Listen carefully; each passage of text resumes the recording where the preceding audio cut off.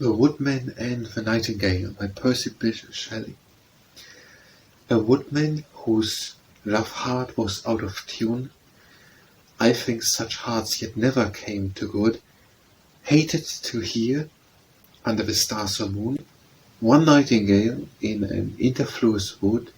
satiate the hunger dark with melody. And as the vale is watered by a flood,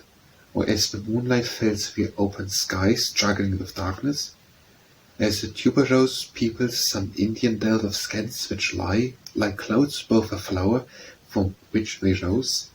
the singing of that happy nightingale in this sweet forest, from the golden close of evening till the star of dawn may fail, was interfused upon the silentness, the folded roses and the violets pale, heard her within their slumbers. The abyss of heaven with all its planets, the dull ear of a night-cradled earth, the loneliness of her circumfluous waters, every sphere and every flower and beam and cloud and wave, and every wind of the mute atmosphere,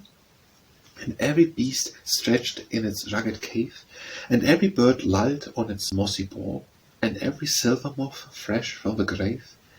which is its cradle, ever from below, aspiring like one who loves to fare too far to be consumed within the purest glow of one serene and unapproached star, as if it were a lamp of earthly light, and conscious, as some human lovers are, itself, how low, how high, beyond all height, the heaven where it would perish, and every form that worshipped in the temple of night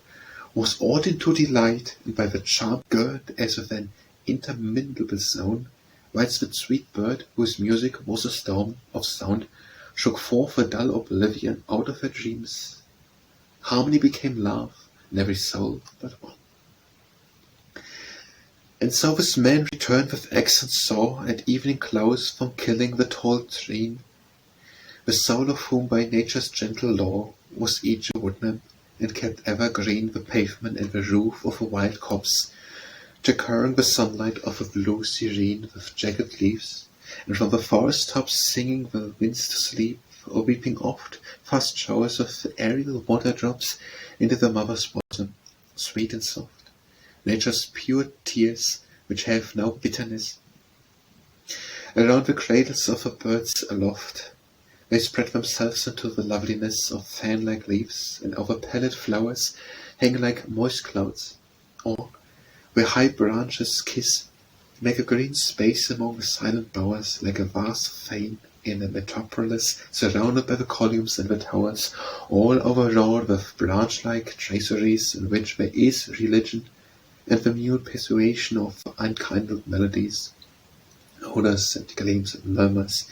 which the lute of a blind pilot spirit of a blast stirs as it sails, no grave, no acute, wakening the leaves and waves ere it has passed to such brief union as on the brain one tone, which never can recure, has cast, one accent never to return again.